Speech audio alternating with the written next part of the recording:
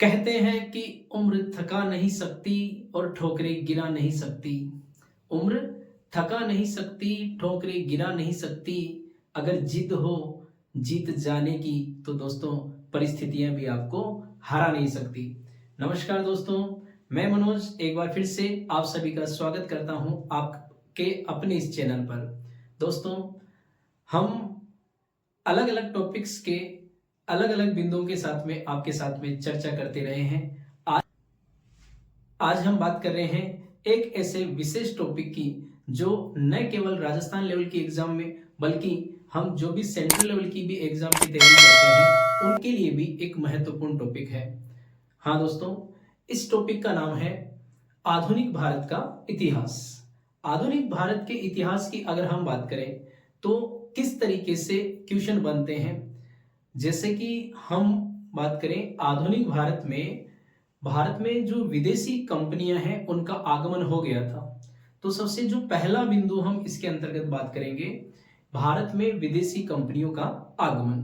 और जब भारत में विदेशी कंपनियों का आगमन होता है तो इस कड़ी में अलग अलग विदेशी कंपनियों के द्वारा भारत के अलग अलग क्षेत्रों में गवर्नर, गवर्नर जनरल, वायसराय, इस प्रकार के जो पद हैं वो सृजित किए जाते हैं।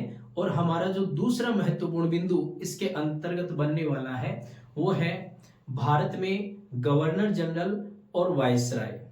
फिर इसके बाद में हम बात करेंगे कि इन विदेशी कंपनियों के आगमन के बाद भारत के राजनीतिक और भारत के जो व्यापारिक मामले हैं उनमें किस तरीके से परिवर्तन होता है। और इसी परिवर्तन की एक कड़ी में महत्वपूर्ण टॉपिक और निकल के आने वाला है और वो है 1857 की क्रांति। जी हाँ, इसी कड़ी में तीसरा जो महत्वपूर्ण बिंदु, तीसरा जो महत्वपूर्ण चैप्टर हमारा रहने वाला है वो है 1857 की क्रांति। और 1857 की क्रांति के बाद भारत की जो राजनीति है, भारत का जो व्यापारिक मामला है वो अलग तरीके से रुख ले लेता है। और उसके बाद हम बात करेंगे कि भारत में किस प्रकार से सामाजिक धार्मिक सुधार आंदोलन की शुरुआत होती है।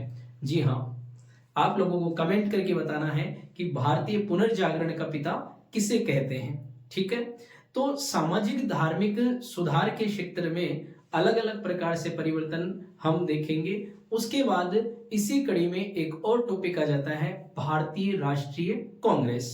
और भारतीय राष्ट्रीय कांग्रेस ने देश की स्वतंत्रता के लिए प्रयास किए, किस तरीके से प्रश्न पूछे जाते हैं इनकी भी हम चर्चा करेंगे। और फिर इस आधुनिक भारत के इतिहास का अंतिम बिंदु जो है वो हम राष्ट्रीय आंदोलन के साथ में पूरा करेंगे। और राष्ट्रीय आंदोलन में भारत की स्वतंत्रता के लिए किस किस तरीके से किस किस प्रकार से प्रयास किए गए हैं और उन्हीं प्रयासों से एग्जाम में जो संदर्भित प्रश्न पूछे जाते हैं हम उनकी भी चर्चा साथ में रखते चलेंगे।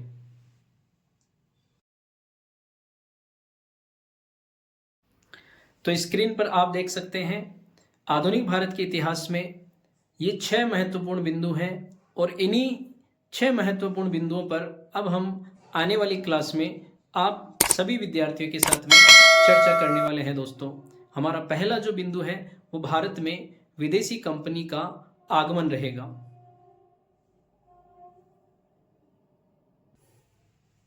तो प्यारे विद्यार्थियों, आप देख सकते हैं कि भारत में जो विदेशियों का आगमन का क्रम रहा वो कुछ इस प्रकार से है। सबसे पहले हम बात करते हैं पुर्तगाली विदेशी।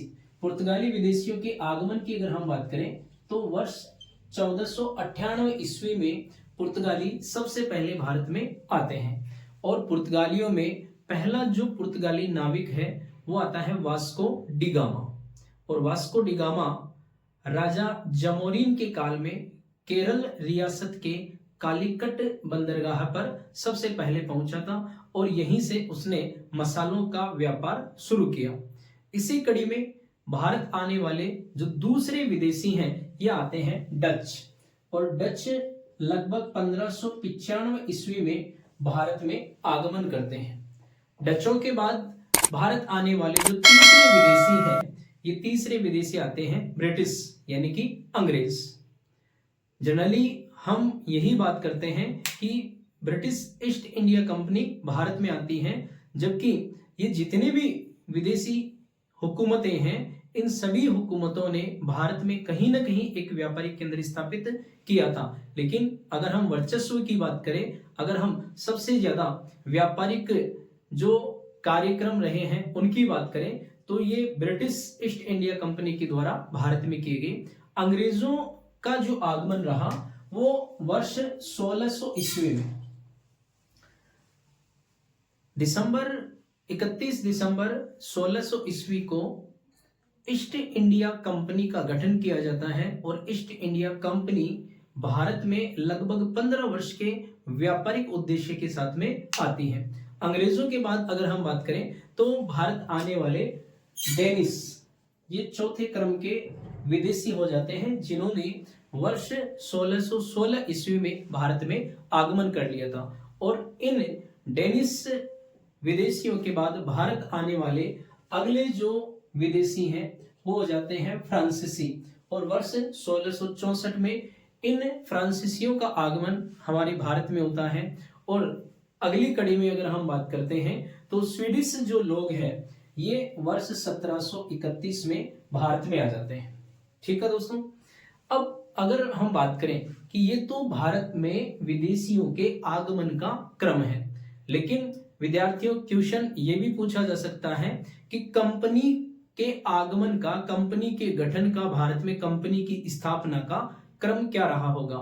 तो इस कड़ी में हम बात करेंगे। सबसे पहले 1498 में जो वास्को डी गामा पुर्तगाली भारत आते हैं तो पुर्तगाली ईस्ट इंडिया कंपनी का गठन कर दिया जाता है। और पुर्तगाली जो ईस्ट इंडिया कंपनी है इसे ही वर्ष 1503 में, इसे ही वर्ष 1503 ईस्वी में एस्तादो द इंडिया कंपनी के नाम से जाना जाता है। एस्तादो द इंडिया, और इसकी स्थापना की गई थी कोचीन में। भारत में सबसे पहले पुर्तगालियों का जो व्यापारिक केंद्र रहा वो व्यापारिक केंद्र आ जाता है कोचीन। ठीक है, उसके बाद वर्ष 1600 ईस्वी में, ये हम कंपनी के बात कर रहे हैं, कंपनी के गठन की बात कर रहे हैं। 1600 ईस्वी में अगर हम बात करते हैं तो भारत में British east India company, British east India company का जो है वो आगमन हो गया था, जो कि 15 वर्ष के व्यापारिक उद्देश्य के लिए भारत में आती हैं। उसके बाद अगर हम बात करें कि भारत में जो अंग्रेजों का पहला व्यापारिक केंद्र है वो कहाँ स्थापित किया गया था, तो भारत में अंग्रेजों की पहली जो व्यापारिक कोठी है वो 1608 ईस्वी में सूरत में स्थापित की गई थी। 1608 ईस्वी में सूरत में ये व्यापारिक कोठी स्थापित कर दी गई थी। इसके बाद में अगर हम देखें कि कंपनी के आगमन में तीसरा क्रम किसका रहा, तो 1602 ईस्वी में डच व्यवसायियों ने भारत में कंपनी स्थापित की थी जिसे कहा गया था Dutch east India company.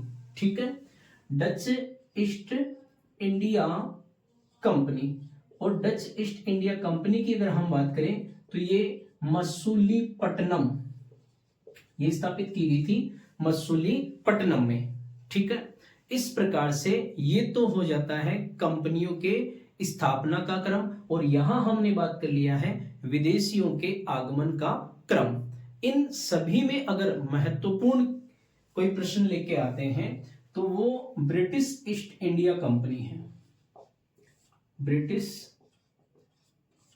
East India company. और ब्रिटिश ईस्ट इंडिया कंपनी की हमने बात की है 31 दिसंबर 1600 ईस्वी को, 31 दिसंबर 1600 ईस्वी को भारत में लगभग 15 वर्ष के व्यापारिक उद्देश्य के लिए इस कंपनी का गठन किया जाता है। जब ब्रिटिश ईस्ट इंडिया कंपनी का गठन हो गया तो अब ब्रिटिश लोगों ने भारत में आना शुरू किया।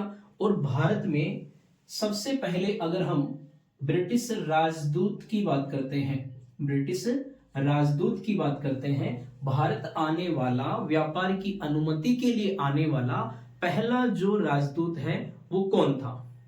भारत में व्यापार की अनुमति के लिए आने वाला जो पहला राजदूत है वो कौन है? तो यहां 1608 ईस्वी में captain William Hawkins, captain William Hawkins, ठीक है, ये भारत में आते हैं और ये भारत में आते हैं हेक्टर नामक जहाज की सहायता से, ठीक है। कई बार प्रश्न ये भी पूछा जाता है कि कैप्टन जो हॉकिंस हैं ये किन के काल में भारत आते हैं?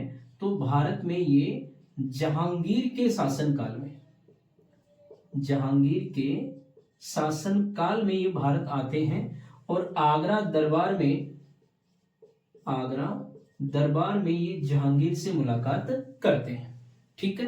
तो पहली जो व्यापारिक कोठी है, पहला जो व्यापारिक केंद्र है, ये 1608 ईस्वी में, और 1608 ईस्वी में कहां पर स्थापित कर दिया गया था? सूरत में स्थापित कर दिया गया था। हालांकि इसे स्थायित्व जो दिया गया था वो वर्ष 1613 ईस्वी में प्राप्त हुआ था।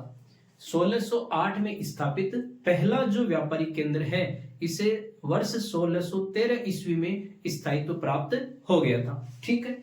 इसी कड़ी में अगर हम राजदूत की इस कड़ी में पहले व्यक्ति की बात कर रहे हैं विलियम हॉकिंस, वहीं अगर हम दूसरे राजदूत की बात करते हैं तो वर्ष 1615 ईस्वी में एक व्यक्ति हैं सर टॉमस रो, जो कि जेम्स प्रथम के राजदूत हैं।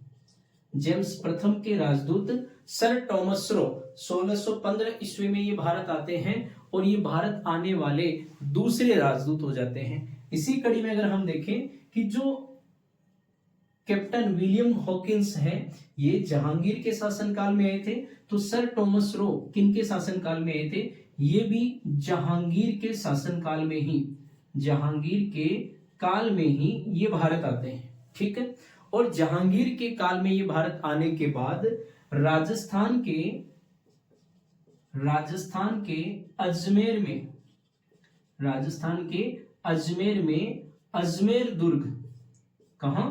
अजमेर दुर्ग, जिसे मैगजीन दुर्ग भी कहा जाता है, यहां जहांगीर से मुलाकात कर लेते हैं। इस प्रकार से हमने ब्रिटिश ईस्ट इंडिया कंपनी के आगमन के साथ साथ भारत में जो व्यापार की अनुमति के लिए आने वाले दो विशेष राजदूत हैं इनकी बात कर ली है, ठीक है दोस्तों। वहीं अगर हम बात करें कि जो भारत में पहला व्यापारिक केंद्र सूरत में 1608 में स्थापित किया गया था, तो क्या अंग्रेजों की ओर से भारत में दूसरा व्यापारिक केंद्र कहीं और स्थापित किया गया था? आप लोगों को ये प्रश्न बताना है, आपको कमेंट करना है कि अंग्रेजों की ओर से भारत में जो दूसरा व्यापारिक केंद्र है वो कहां स्थापित किया गया था दोस्तों।